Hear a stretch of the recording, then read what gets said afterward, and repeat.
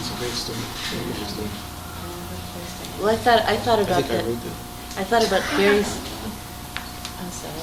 No, go ahead, interrupt me. I thought about Barry's question about does this mean we have to redefine success, or how do we define success? I remember looking at the Tarzana piece, the piece that we finished, and thinking, I don't have any idea about. First of all, I said to myself, I don't have any idea if this is good, or how do I know that this is good? And then I looked around the studio and I said, well, how do I know about anything that I'm really invested in? I don't know. I mean, yeah, that's the amazing thing. You don't have to have an idea whether it's good or bad. No. People will tell you whether or not. Don't you think? I mean, they will. Well, but sometimes I don't know. That's a very confusing one for me, Barry. I mean, I mean, it's going to happen anyway. Right? Well, I mean, but it depends on who. It depends on who tells you. It depends on what you believe. I mean, I sometimes have believed when I finished something that it was the most horrible thing I'd ever done, and then it turned out to be one of the most important things I'd ever done, and I may change my mind. How did it turn out to be? In whose terms? Well, in my terms. I mean, it was like the shock of the ugly, of the unborn, the freshly born. It was too close to me. It was too intimate. I couldn't. But that's why I think we have the same problem. We cannot judge our collaborative work at all. And I think because it is a new thing, and it's not my old, criteria for things, and it's not her criteria. It's a new thing, and you're not used to looking at it, and so you just really don't know how to judge it. And we're always finding it's a really long time afterwards that we even know what we did. So how do you do that? I mean, how do you do that? I mean, I can say, wait. Yeah, in the process, I keep checking in to see if it's talking about what I want to talk about to me.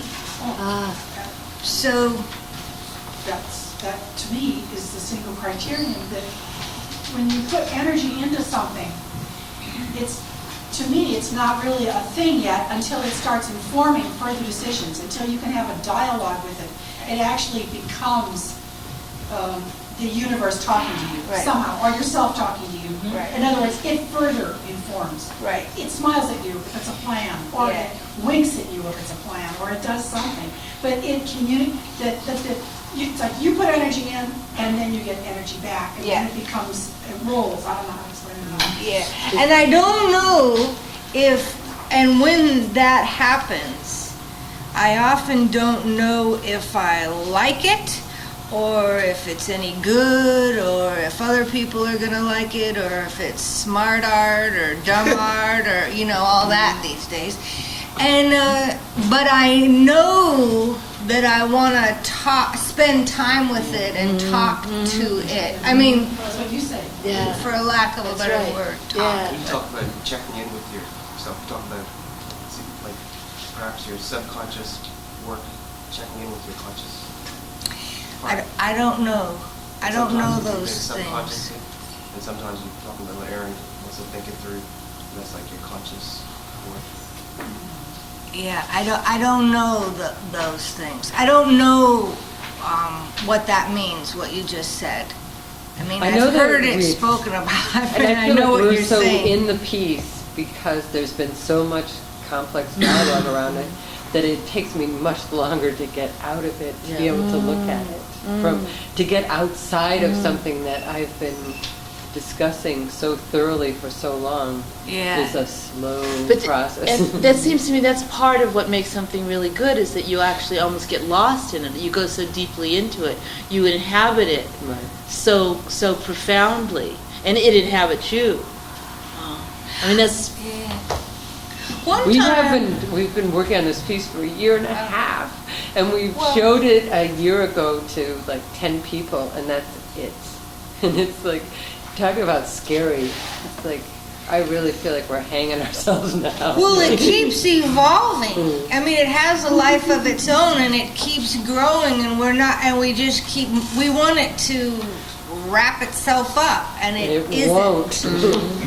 So, one time we did a piece, And it was shortly after my father died, and I didn't like anything, and I really didn't like art. Art seemed so stupid in the face of death. And and we were committed to doing that piece. You know, we were in a show, and you want to be in a show, and that's a good thing. And that was hard for me because I didn't even like art, and we were making it.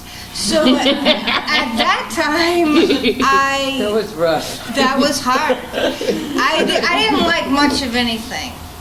I mean, you know, it was a rough time. Cappuccino. Yeah, coffee and gum. I liked gum. 'Cause I had quit smoking.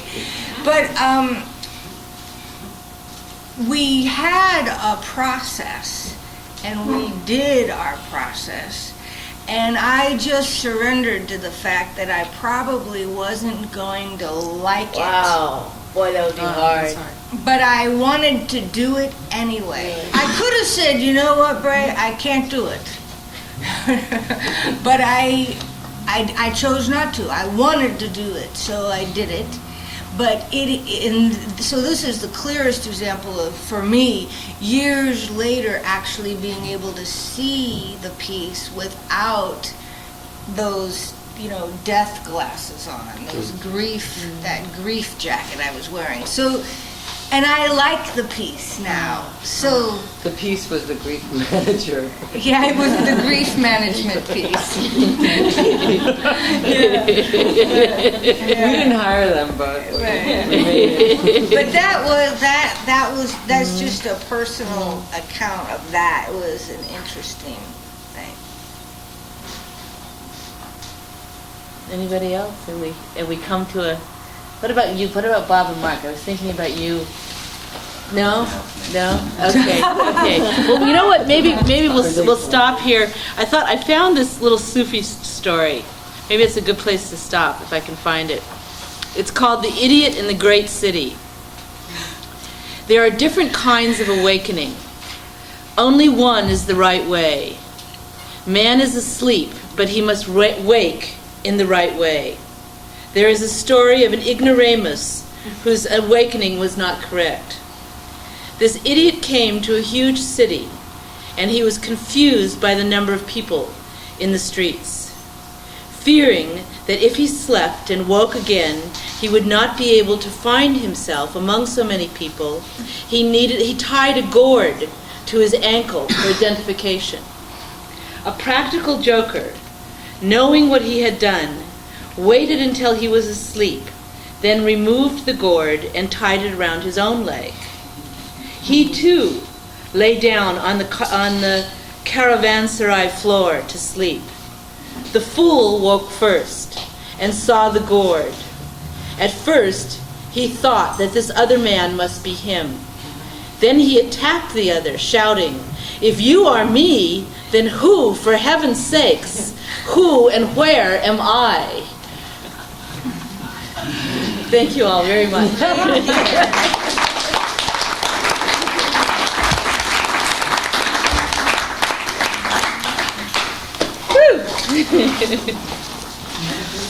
So if anybody's not on the Fire in the Library mailing list that would like to be, please put your name here.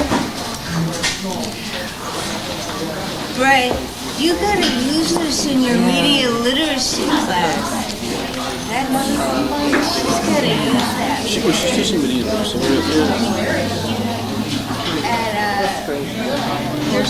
she's not right. That's what we're teaching. You know what it made me think of was the amusing ourselves to death. I had like He has a blurb on that stop book. managing. What? He put a blurb on that book. Because it's sort of, that's part two of watching it go from word to image. I think of them as two sets. I didn't know. Because I didn't write either of them, so I don't know. Really amazing. Go down. Oh, I know. It's very we discovered. Ask you a question. What's the difference between the two dances?